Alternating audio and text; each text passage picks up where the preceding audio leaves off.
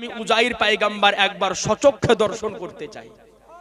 এই জোর করে বলেন সুবহানাল্লাহ। এই বলে আল্লাহর পয়গম্বর উজাইর আলাইহিস সালাম তাকিয়ে দেখলেন যে চারিদিকে ফলের গাছ রয়েছে, আঙ্গুর ফল, বেদানা, আপেল সব লটকে লটকে রয়েছে। গাছের ফলগুলা পেকে পেকে গিয়েছে, ডালগুলো ঝুঁকে ঝুঁকে আছে। আপনারা দেখে থাকবেন যে গাছের ফল পেকে যায় তার ডাল কিন্তু নিচের দিকে ঝুলে যায়, ঝুলে যায় না, ঝুঁকে যায় তার ডাল, তো ঝুঁকে ঝুঁকে রয়েছে। এত ফল কিন্তু ওই ফল পাড়ার কোনো মানুষ নাই। আল্লাহর পয়গম্বর উজাইর আলাইহিস সালাম আজকে কিছু আঙ্গুরকে পাড়লেন, পাড়ার পরে আঙ্গুরের আজকে তিনি জুস বানালেন, বানানোর পরে একটু জুস পান করলেন, আর পাত্রের মধ্যে খানিক একটু জুসকে রেখে দেওয়ার পরে একটা ফলদার ছায়াদার গাছের নিচে তিনি শুয়ে গেলেন। আজ আপনাকে বলতে চাই, যেই গাছে ফল ধরে সেই গাছে ফল অবস্থায় সেই গাছের ছায়া কিন্তু একটু ঠান্ডা হয়, হয় না? আপনি আম গাছের নিচে যাবেন, আম যখন থাকবে পেকে যখন যাবে সেই ছায়া বেশি ঠান্ডা হয়। এখন যাবেন ওই রকম ঠান্ডা ছায়া কিন্তু পাবেন না, ওই সময় ছায়া ঠান্ডার মজা হয় আলাদা, আর যখন আম পেড়ে না হয় তখন মজা হয় আলাদা। তো তিনি একটা গাছের তলায় আরাম করে শুয়ে গেলেন। যেমনই তিনার চোখ বন্ধ হয়ে গেল, আজকে সঙ্গে সঙ্গে ঘুমের মাধ্যমে আল্লাহর আজকে ফেরেশতা হযরতে ইসরাইল আলাইহিস সালাম আজকে তিনার রূহকে কবজ করে নিলেন। ঘুমের মধ্যে হযরতে উজাইর আলাইহিস সালামের ইন্তেকাল হয়ে গেল। দিন যায়, মাস যায়, বছর যায়, এইভাবে করতে করতে আল্লাহর পয়গম্বর উজাইর আলাইহিস সালাম আজকে 100 বছর ওই জায়গাতে ঘুমন্ত অবস্থায় থাকলেন। ইন্তেকাল করার পরে ওই জায়গাতে অবস্থায় থেকে গেলেন। কিছুদিন পরে ফারাস দেশের একজন বাদশা আসার পরে এলাকাতে নতুন করে বাড়িঘর তৈরি করে মানুষের আবাদি শুরু হয়ে গেল, আবার মানুষ বসবাস করতে আরম্ভ করলো। উজাইর আলাইহিস সালাম 100 বছর পরে আল্লাহ পাক তিনাকে আবার জীবিত করলেন। 100 বছর পরে আবার তিনাকে জীবিত করা হলো। এইবার তিনি তাকিয়ে দেখতেছেন যে চারিদিকে মানুষের বসবাস হয়ে গিয়েছে। আল্লাহ বলেন যে উজাইর কতদিন ঘুমিয়েছিলে? বলে আল্লাহ তো সকালে ঘুমাইলে আমার সন্ধ্যাতে আমার ঘুম ভাঙলো। সুবহানাল্লাহ বলেন। তো আল্লাহ বলেন না উজাইর, তুমি এই জায়গাতে এক নয় দুই নয় 100 বছর ধরে তুমি ঘুমন্ত অবস্থায় ছিলে, 100 বছর ঘুমন্ত অবস্থায় ছিলে। তো তিনি তাকিয়ে দেখতেছেন যে 100 বছর কেমন করে হবে, মাথার চুল এখনো পাকেনি, কালো অবস্থায় রয়েছে। বোতলে করে যে জুস এনেছিলাম ওই জুস এখন পর্যন্ত খারাপ হয়নি। তো আল্লাহ বললেন যে তুমি যে গাধার পিঠে সওয়ার হয়ে এসেছিলে গাধাটার দিকে তাকাও। তো তাকিয়ে দেখতেছেন যেই জায়গাতে গাধাকে তিনি বেঁধে রেখেছিলেন আজকে গাধা পচে মরে সরে তার হাড়গুলি সাদা বরণ ধারণ করে নিয়েছে। তো এই আজিজানে মুহতারাম, তো আল্লাহ পাক আজকে ওই মসজিদে আকসাকে আজ ইসরাইল বাহিনীরা এক নয় দুই নয় শতবার আজকে হামলা চালিয়ে আজকে মসজিদে আকসাকে দখল করার চেষ্টা করতেছে। কিন্তু আজ ফিলিস্তিনের মুসলমান এবং ওই মা বোনদেরকে লাখো সালাম যারা আজকে নিজের সন্তানকে কুরবান করে, নিজের স্বামীকে আজকে কুরবান করে এখন পর্যন্ত মসজিদে আকসাকে ইসরাইলি বাহিনীর হাত থেকে সুরক্ষিত করে রেখেছে। আজিজানে মুহতারাম, আজ পেপার পত্রিকা আজকে মোবাইল খুললে দেখা যায় যে ইসরাইলের যখন আজকে ফিলিস্তিনের মহিলারা যখন আজকে সাবালিকা হয় বাপের সামনে গিয়ে হাত জোড় করে বলে ওগো আব্বা আমাদের তাড়াতাড়ি করে বিবাহ দিয়ে দাও, তাড়াতাড়ি করে শাদী দিয়ে দাও। বলে কারণটা কি? বলে আব্বা কারণ হলো এটাই, আমাদের যত তাড়াতাড়ি বিবাহ দিবে অত তাড়াতাড়ি আমরা গর্ভে সন্তান ধারণ করব, আর আমাদের এক একজন সন্তানকে এই রকম যোদ্ধা বানাবো যে এই খোদার ঘর মসজিদে আকসার জন্য আজকে ইসরাইলি বাহিনীর সঙ্গে মরণপণে যুদ্ধ করতে করতে তারা শাহাদাত বরণ করবে, তারা হয়ে যাবে শহীদ, আর আমরা হয়ে যাব এক একজন শহীদের মায়ে পরিণত হব।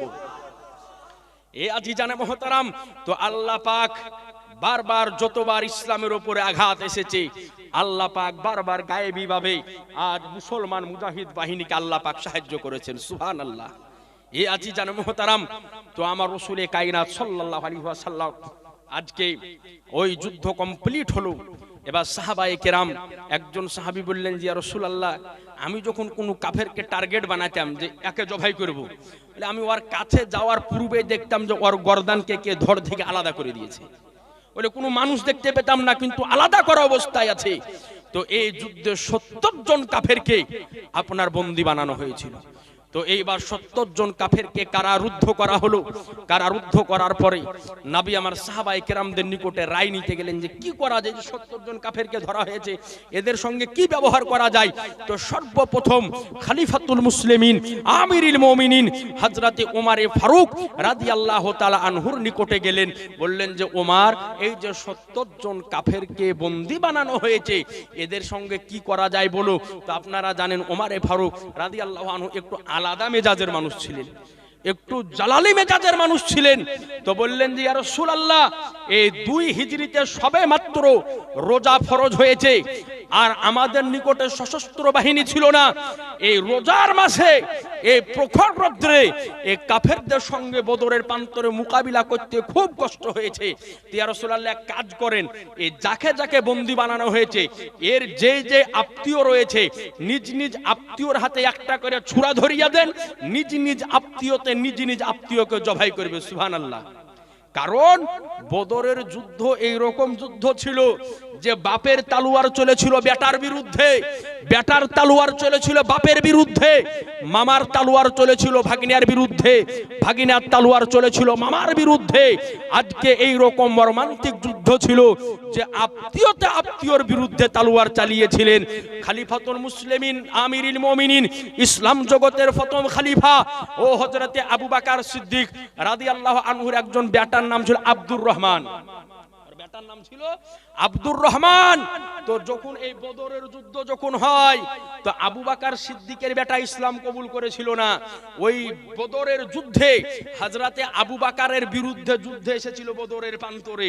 তো একদিন কথা চলতে চলতে ইসলাম কবুল করার পর আব্দুর রহমান বলছে, আব্বা, আপনার উপরে আমার একটা বিশাল দয়া, বিশাল করুণা আছে। বলে, কেন বেটা, কি দয়া, কি করুণা? বলে, আব্বা, বদরের যুদ্ধ যখন হয়েছিল ময়দানে, বদরের ময়দানে যুদ্ধের প্রান্তরে, তো যখন যুদ্ধ চলছিল, তো ওই সময়তে আমি কাফেরদের তরফ থেকে যুদ্ধ করছিলাম আর আপনি নবীর দিক থেকে যুদ্ধ করছিলেন। তো আপনাকে 1 নয় 2 নয় 3 বার আমার তালুয়ারের তলাতে আমি পেয়েছিলাম, কিন্তু যখন আপনাকে জবাই করতে যাব তাকিয়ে দেখলাম যে ইনি হচ্ছেন আমার জন্মদাতা পিতা, তাই আমি আপনাকে ছেড়ে দিয়েছি, মাফ করে দিয়েছি। আপনার উপরে এই করুণাটা আমার রয়েছে। ও আমার আবু বকর সিদ্দিক খলিফাতুল মুসলিমিন আমিরুল মুমিনিন ইসলাম জগতের প্রথম খলিফা আবু বকর বলে যে বেটা আব্দুর রহমান, ওই যুদ্ধে তুমি ছিলে আমার বিপক্ষে, তুমি তো আমাকে 3 বার পেয়ে নিজের বাপ বলে ক্ষমা করেছো, মাফ করেছো। আমি আবু বকর বলতে যদি ওই যুদ্ধে 3 বার নয়, তোমাকে যদি 1 বার পেয়ে যেতাম, তো আমি তোমাকে বেটা বলে ক্ষমা করতাম না, সন্তান বলে মাফ করতাম না, বরং একজন গুস্তাকে রসুল বলে তোমার গলাতে ছুরি চালিয়ে তোমাকে জবাই করে দিতাম। এই জন্য তো কোন কবি বলে যে মুহাম্মদ কি মোহাব্বত দিনে হক के शर्त अव्वल है, मुहम्मद की मोहब्बत दीन हक के शर्त अव्वल है, इसी में अगर हो खामी तो सब कुछ नामुकम्मल है। এই আজি জানে মোহতারাম, আজ ওই মর্মান্তিক যুদ্ধ হয়েছিল। তো এই যুদ্ধে 70 জন কাফেরের জন্য যখন এবার আপনার রায় নিতে গেল, তো হযরত ওমরে ফারুক বললেন যে নিজ নিজ আত্মীয়কে তালুয়ার দিয়ে দেন, নিজ নিজ আত্মীয় তো তাকে জবাই করে দিবে। তো নবী আমার বললেন যে আবু বকরের কাছ থেকে ঘুরে আসি। ও আমার আবু বকর সিদ্দিক রাদিয়াল্লাহু আনহু খুব নরম মনের মানুষ ছিলেন, নরম মেজাজের মানুষ ছিলেন। সাহাবীয়ে রাসূল আবু বকর সিদ্দিক রাদিয়াল্লাহু আনহু দুনিয়ার বুকে জান্নাতের সার্টিফিকেট প্রাপ্ত সাহাবী। একটু সুবহানাল্লাহ বলেন। দুনিয়ার বুকে নবী আমার যে 10 জন সাহাবীকে আজকে জান্নাতের সার্টিফিকেট প্রদান করেছিলেন, তার মধ্যে সর্বপ্রথমে হযরত আবু বকরের নাম ছিল। তো নবী বললেন যে আবু বকর, এই যে 70 জন কাফেরকে বন্দী বানানো হয়েছে, তো বলো কি করবে, তুমি একটা রায় দাও।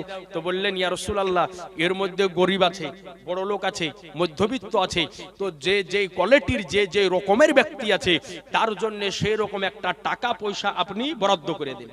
যে বড় লোক বেশি দিবে, যে একেবারেই দিতে পারবে না তার চাইতে যে গরিব একটু কম দিবে, যে একেবারেই দিতে পারবে না সে আনসারীদের 10 জন বাচ্চাকে লেখাপড়া শিখিয়ে দিবে। আবু বকর সিদ্দিক ফয়সালা দিলেন। তো এই যুদ্ধে নবীর একজন আপন চাচা যার নাম ছিল আব্বাস, ওই সময়তে ইসলাম কবুল করেছিল না। ওই সময়তে নবীর বিরুদ্ধে বদরের প্রান্তরে যুদ্ধে হাজির হয়েছিল। তো নবী আমার এবার সমস্ত কুফফারদের নিকটে যাওয়ার পরে বললেন যে তাহলে তোমরা যেহেতু যুদ্ধে এসেছিলে, যুদ্ধ করতে পরাজয় হয়ে বন্দী হয়ে আছো, তাহলে এক কাজ করো, তো যে যে কোয়ালিটির ব্যক্তি আছে টাকা দাও আর রিহাই নিয়ে বিদায় নিয়ে আবার মক্কা শরীফ ফেরত চলে যাও।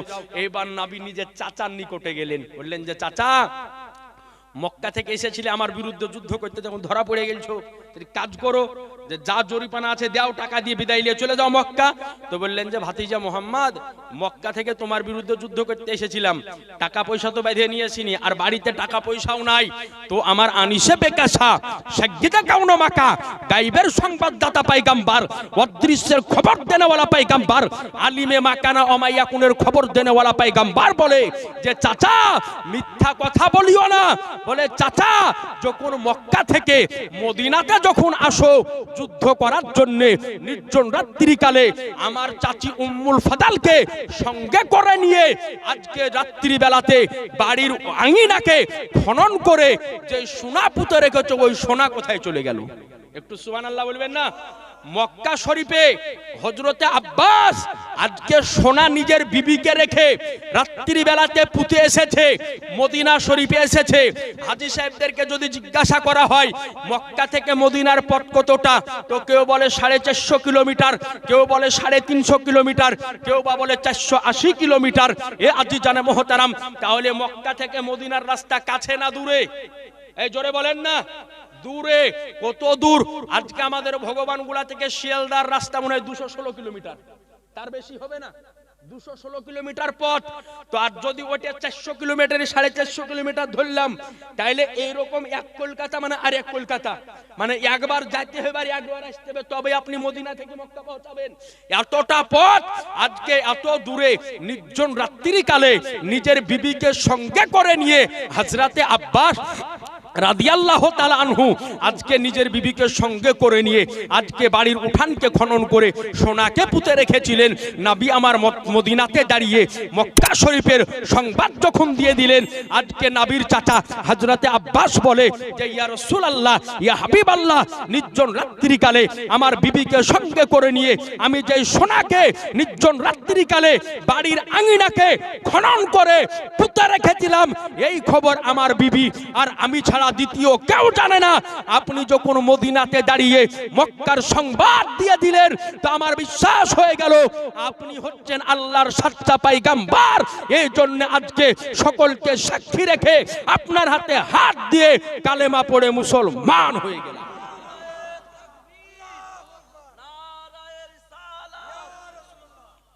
এ আজিজানে মুহতারাম, তাহলে আজ আপনাকে বলতে চাই, ও নবী মুস্তাফা কার নাম, যিনি মদিনাতে দাঁড়িয়ে মক্কা শরীফের সংবাদ দিয়ে দিয়েছেন। নবী মুস্তাফা এই জমিনে দাঁড়িয়ে আজকে আসমানের উপরের সংবাদ দিয়েছেন। নবী মুস্তাফা জমিনে দাঁড়িয়ে আরশে আজিমের সংবাদ দিয়েছেন। নবী মুস্তাফা জমিনে দাঁড়িয়ে জান্নাত জাহান্নামের সংবাদ দিয়েছেন। নবী মুস্তাফা জমিনে দাঁড়িয়ে আজকে জান্নাত জাহান্নামের সংবাদ দিয়েছেন। নবী মুস্তাফা জমিনে দাঁড়িয়ে চন্দ্রের সূর্যের সংবাদ দিয়েছেন।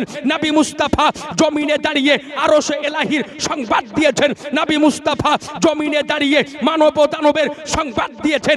নবী মুস্তাফা জমিনে দাঁড়িয়ে সিদরাতুল মুনতাহার সংবাদ দিয়েছেন। নবী মুস্তাফা জমিনে দাঁড়িয়ে সপ্তম আকাশের খবর দিয়েছেন।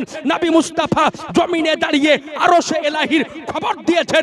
নবী মুস্তাফা জমিনে দাঁড়িয়ে স্বয়ং খোদার খবর দিয়েছেন। এ আজিজানে মুহতারাম, আজ আপনাকে বলি, এই পৃথিবীর বুকে আজকে 1,24,000 মতান্তরে 2,24,000 নবী ও রাসূল পৃথিবীর বুকে তাশরীফ নিয়ে এসেছেন, কিন্তু আল্লাহর জাতকে কোন নবী দর্শন করেননি। আদম আলাইহিস সালাম আল্লাহর জাতকে দর্শন করেনি। শীষ পয়গম্বর আল্লাহর জাতকে দর্শন করেনি। নূহ নাবিউল্লাহ আল্লাহর জাতকে দর্শন করেনি। ইব্রাহিম খলিলুল্লাহ আল্লাহর জাতকে দর্শন করেনি। ঈসা রূহুল্লাহ আল্লাহর জাতকে দর্শন করেনি। মুসা কালিমুল্লাহ আল্লাহর জাতকে দর্শন করেনি। আল্লাহর জাতকে একমাত্র আমার শাহনশাহে জিবাকার, মদিনাকে তাজদার, আহমদে মুখতার, নবীকে সর্দার, দোনো জাহানের মালিক ও মুখতার নবী আমার আজকে আল্লাহর জাতকে দর্শন করেছেন। এই জন্য তো আমার আলা হযরত আজিমুল বরকত মুজাদ্দিদ দ্বীন ও মিল্লাত ইমাম ইশক ও মুহাব্বত ইমাম আহলে সুন্নাত ইমাম আহমদ রাজা খান ফাজিল বেরলভী রাদিয়াল্লাহু আনহু বলেন, और कोई गायब किया तुमसे निहा हो भला जब ना खुदा ही छुपा तुम पे करोड़ों दाव।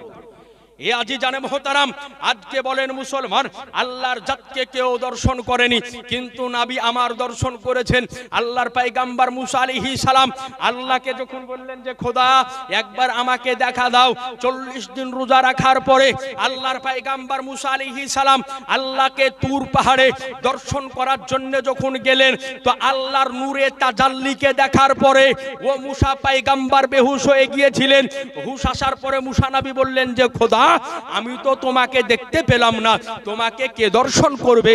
তো আল্লাহ বলেন যে মুসা আমাকে একমাত্র আমার হাবিবুল্লাহ দর্শন করবে। একটু জোরে বলেন না। তো মুসা আল কালিমুল্লাহ জিজ্ঞাসা করলেন, ওগো খোদা আমি হলাম তোমার কালিম আর উনি তোমার হাবিব, তো মা বাইনাল ফারকে কালিমে ওয়াল হাবিবে, ওগো আল্লাহ তো কালিম আর হাবিবের মধ্যে পার্থক্য কি? তো আল্লাহ বলেন যে মুসা কালিমুল্লাহ ওই ব্যক্তি যে আল্লাহকে দেখার ইচ্ছা করে, আর হাবিবুল্লাহ ওই ব্যক্তি যাকে আল্লাহ দেখার ইচ্ছা করে। এ জোর করে বলেন না সুবহানাল্লাহ। এ আজি জানে মোহতারাম, তো এ ছিল আমার নবী মুস্তাফার চোখের মজেজা। তো আজ আপনাকে বলি ও রাসূলে কায়নাত সাল্লাল্লাহু আলাইহি সাল্লামের আজকে মাথা থেকে নিয়ে পা মোবারক পর্যন্ত প্রত্যেকটা অঙ্গকে আল্লাহ আজকে তিনার মজেজা অলৌকিক বানিয়ে পৃথিবীর বুকে পাঠিয়েছিলেন। একবার সকলে উচ্চ স্বরে জাগ্রত অবস্থায় কলিজা ছিঁড়ে দরুদ পড়েন তো আল্লাহুম্মা সাইয়্যিদিনা মাওলানা মুহাম্মাদ ওয়ালা আলে মাওলানা মুহাম্মাদ সাল্লাল্লাহু আলা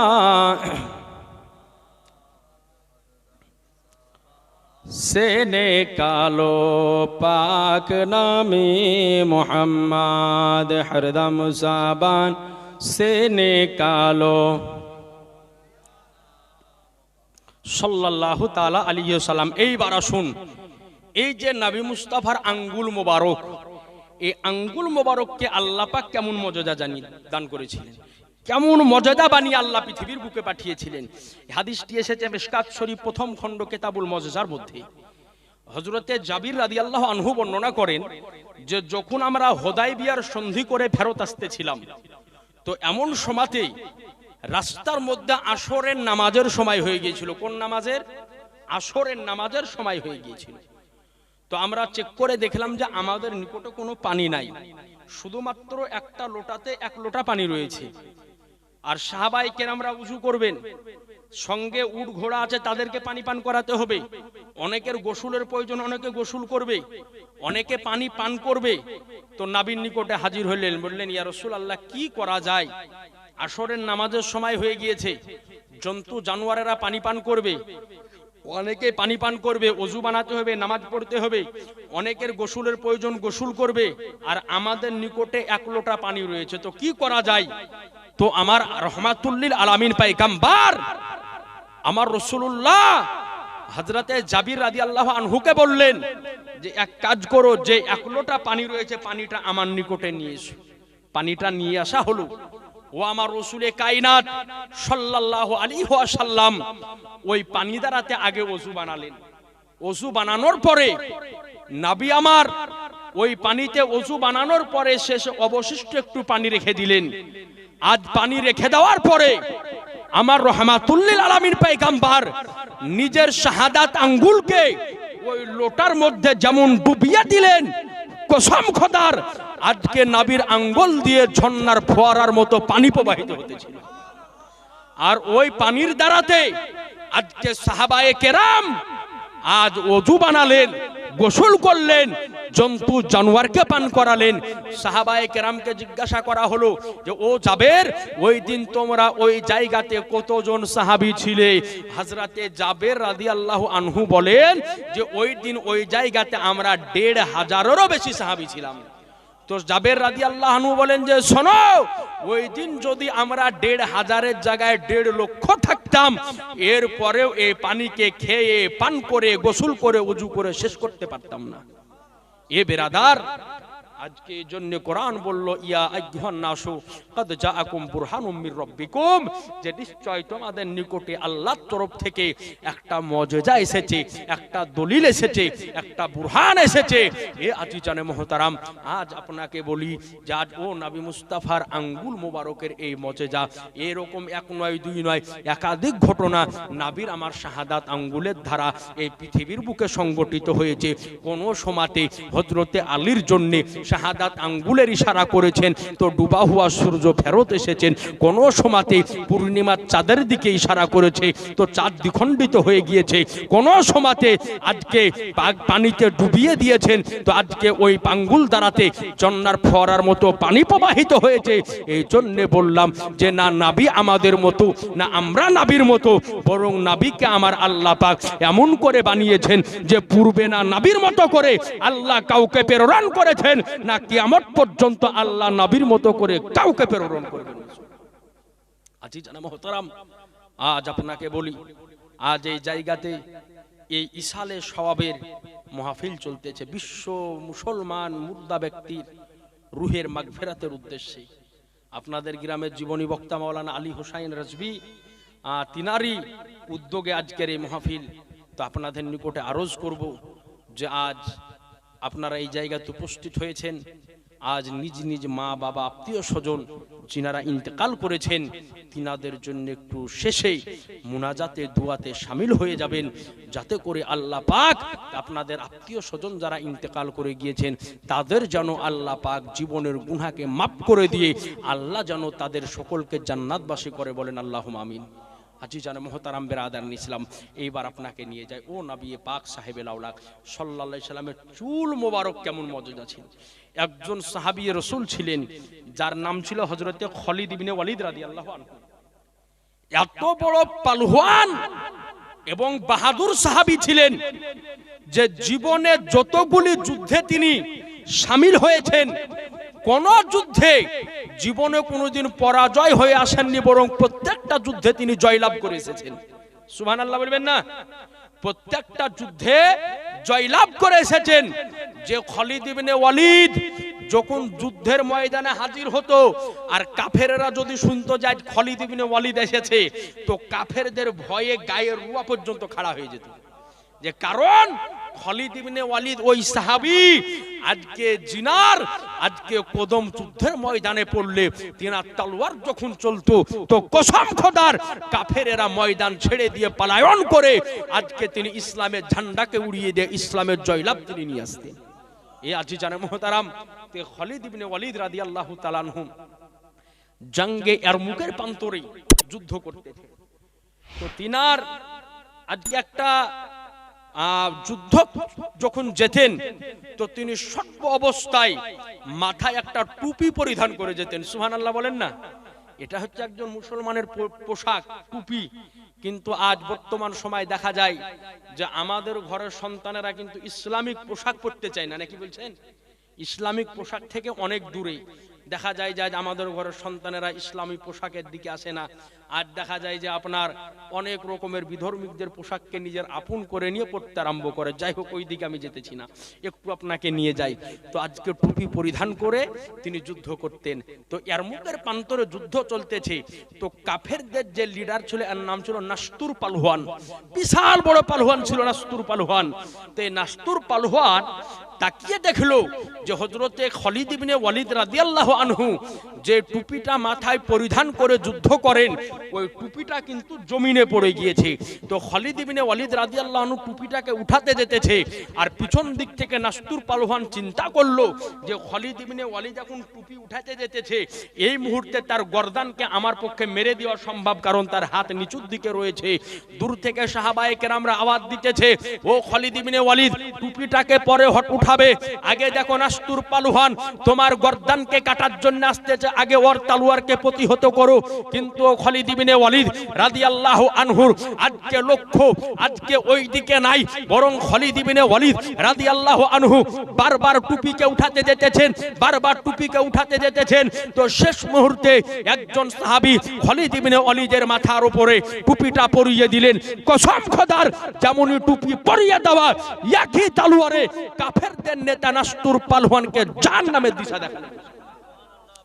জাহান্নামে যখন চলে গেল, ইহীন অবস্থায় যুদ্ধ কমপ্লিট হলো।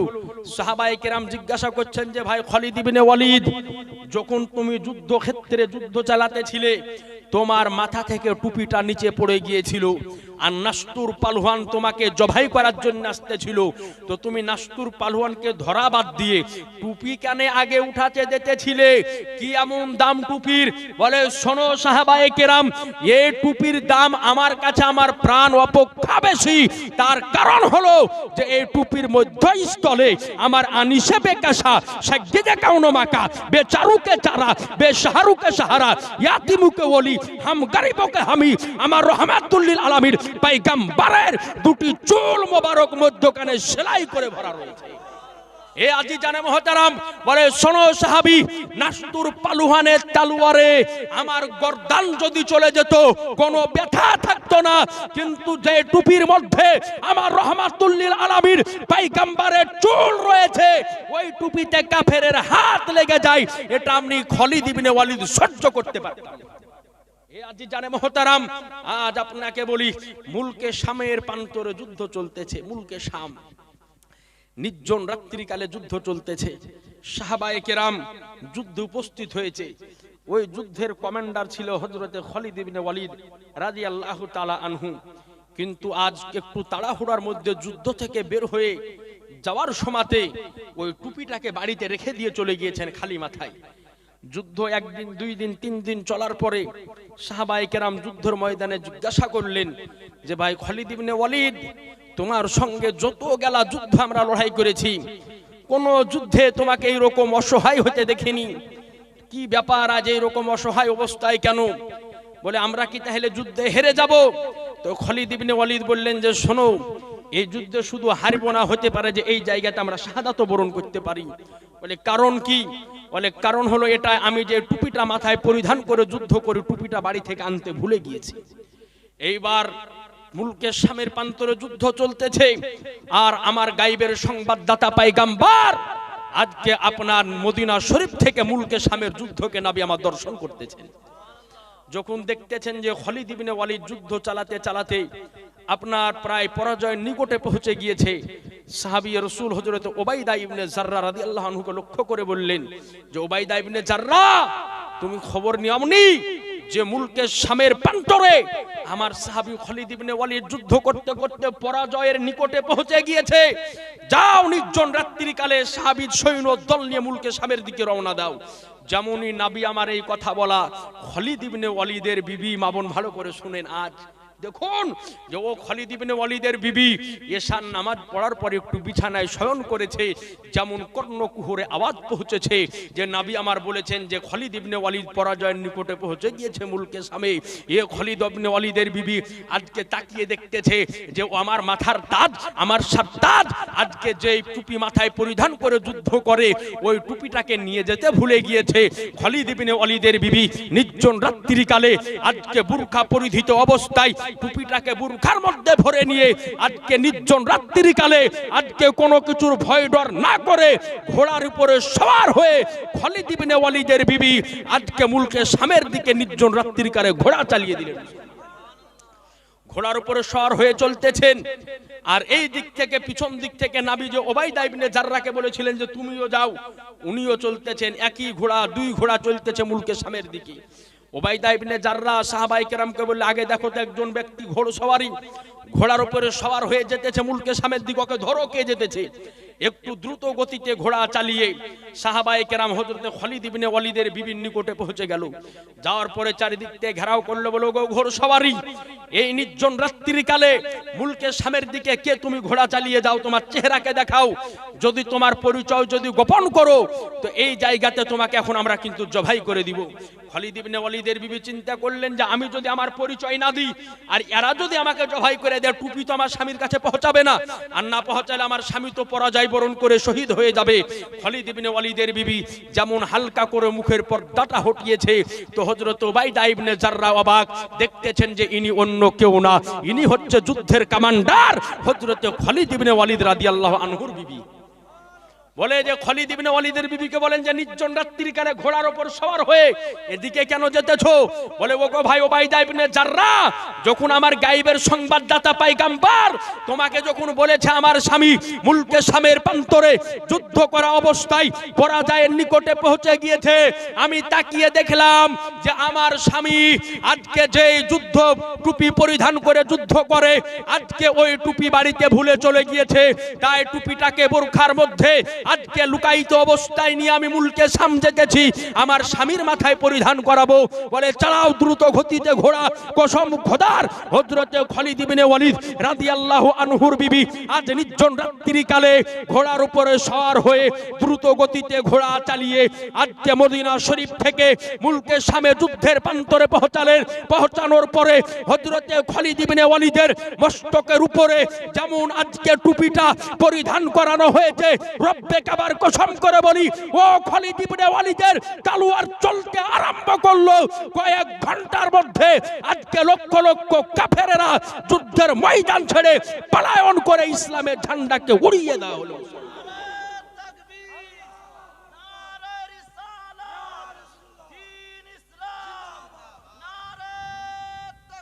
আল্লাহু আকবার। এ আজিজানে মুহতারাম, আজ কিতাব বলে যে মুলকে শামের প্রান্তরে এমন মর্মান্তিক যুদ্ধ ছিল, যে যুদ্ধে আজকে খালিদ বিন ওয়ালিদেরও তলোয়ার চলেছিল, তিনার বিবিরও তলোয়ার চলেছিল। এ আজিজানে মুহতারাম, এ ছিল আমার রাসূলে কায়নাতের চুল মোবারকের মজেজা। একটু সুবহানাল্লাহ বলেন। এ ছিল নবীর চুল মোবারকের মজেজা। আজ আপনাকে বলি, আপনি যখন সেলুনে চুল কাটতে যাই নাপিতের কাছে, তো আমার আপনার চুলকে যখন কাটা হয় তো নাপিতে পা দিয়া লাঠি ওকে কুনাতে ছাটিয়ে দেয়, ঠিক কি না? বলো না, লাঠিয়া ছাটিয়ে দেয়।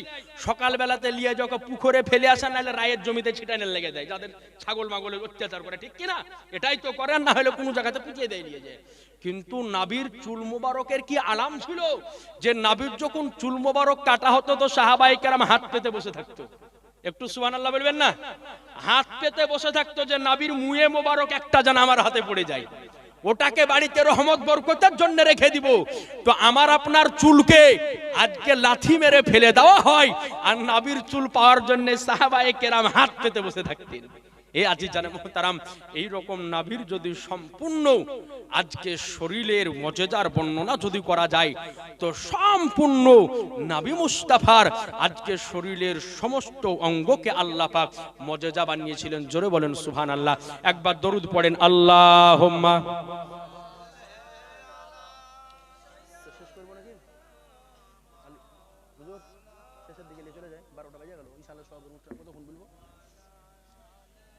সাইয়্যিদিনা মাওলানা মুহাম্মদ সাল্লাল্লাহু আলাইহি সাল্লাম। তো আজিজানে মুহতারাম, তো কোরআন বলল ইয়া আইয়ুহান নাসু ক্বাদ জাআকুম বুরহানুম মির রাব্বিকুম, যে হে মানব জাতি, নিশ্চয় তোমাদের নিকটে আল্লাহর তরফ থেকে এসেছে একটা মজেজা, একটা বুরহান এবং একটা দলিল। তো আপনাদের নিকটে আরজ করব, ও আমার নবী মুস্তাফা, আল্লাহ পাক নবীকে আমার বেমিসাল করে উদাহরণহীন করে দুনিয়ার বুকে পাঠিয়েছেন। এই আকীদা আমাকে আপনাকে পোষণ করতে হবে। যাই হোক, ইশালে সওয়াবের মাহফিল আপনাদেরকে আগে বলেছি, আমি আমার বক্তব্য আগে বাড়াচ্ছি না, এখানে আমার